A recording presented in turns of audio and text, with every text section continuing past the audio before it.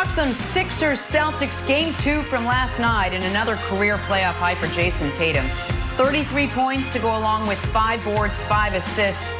For the Sixers, disappointing effort. Joel Embiid said before the game he needed to step it up. He did, 34 and 10, but he was basically the only one. Celtics get the easy win, 128 to 101.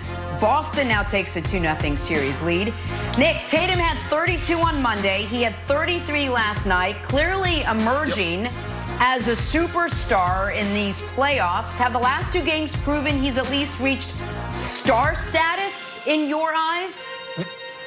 Listen, this is how you become a star in this league. Not a hot streak in February, which is what Celtic fans wanted me to anoint him because of. But in back-to-back playoff games to start the season, to start the postseason, you have your back-to-back best career playoff games, your back-to-back playoff career highs. You're the best player on your team and arguably the best player on the court in both games. That's how you become a star in this league. So Jayson Tatum is absolutely on his way. Everyone's mad at me for this initial tears, Wilds, my initial star tears, because evidently I don't give out, star and superstar status the way other people do. And you keep asking me, will you update it? Will you update it? I will update it after the playoffs. But if the playoffs ended today, once the playoffs are over, it will officially be updated. But if the playoffs were at it, but if the playoffs were over today, here's what it would look like. Show it. So what you would have, and I think you see the reason you don't want to update it too quickly. Anthony Davis, he drops down.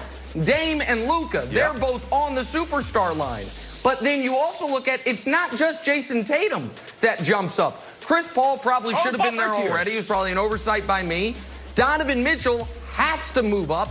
If Tatum dropped 57 the way Mitchell did, Celtic fans would already be building him a statue, and Tatum would move up. Zion would unfortunately have to move down.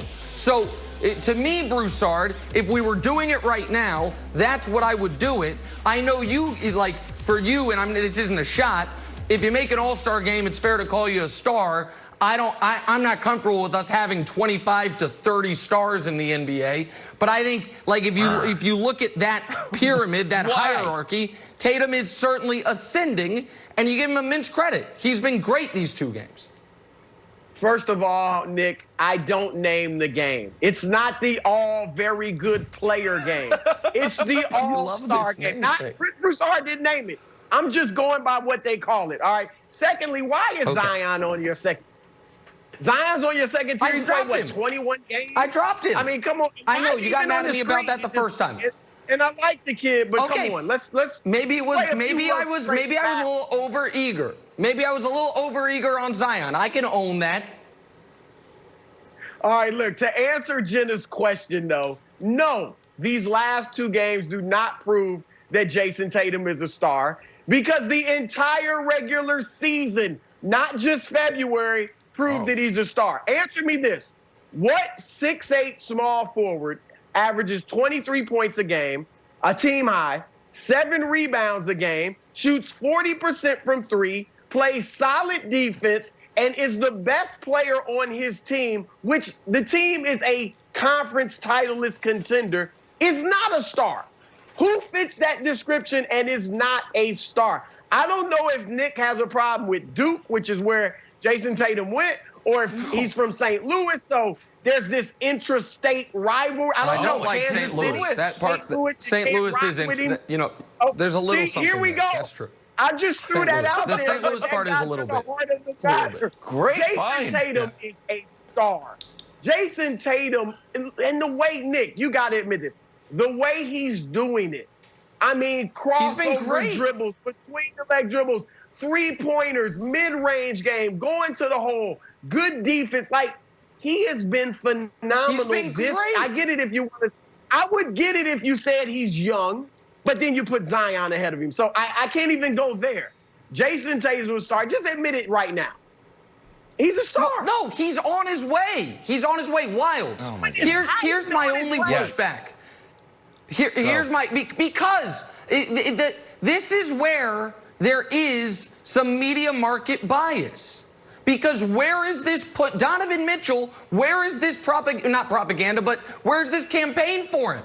Where are the folks mad that Donovan Mitchell isn't getting his respect? Same draft class, same experience, has already been awesome in the playoffs his rookie season, dropped 38 in a closeout game over Russ and playoff P a couple years ago, was the best player on a playoff team again last year, and people aren't clamoring to call Donovan Mitchell a superstar. So, like, to me, Tatum and Donovan Mitchell, they are emerging next to each other.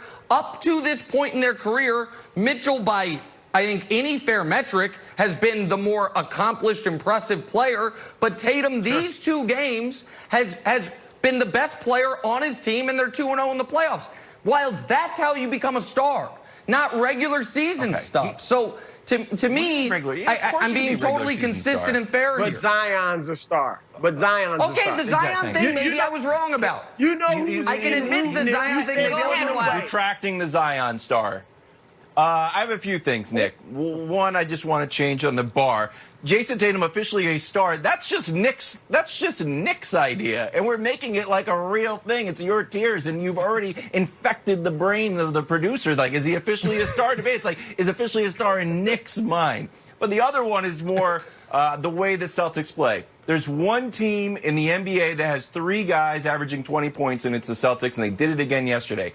Do you think the fact that they move the ball so well, and Kemba's playing great, and Jalen's playing great, that Tatum doesn't need to score 30 points, 30. He doesn't need to have these, like, massive games, that they're all kind of like sharing the wealth, and it's a more democratic system, that's hurting his superstar status in your mind? No. Well, if he wins... and Broussard...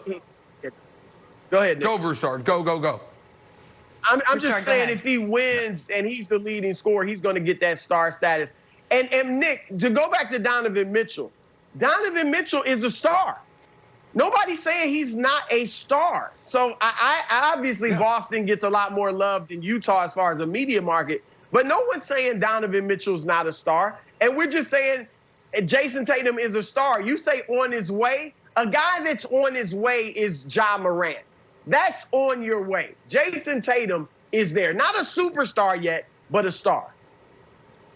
Okay, so I guess my only issue would be, so then the belief is we live in a world where you've got 25 to 30 stars at any given time in the NBA. I disagree with that. Yeah. I want to be, you know what? Broussard, I'm going to sound like the old man here for a moment. This sounds a little bit too much like everyone gets a trophy. Like, you get a trophy, you get, like, no. Let's be judicious with our nomenclature 25 here. stars in the world. Let's have it actually mean something. Let's have it actually, you only got 30 teams. So everybody gets a trophy. Everybody gets a star. You get a star. Is only one of the 30 best players in the league. 30? Like, I can't put him in the top 20?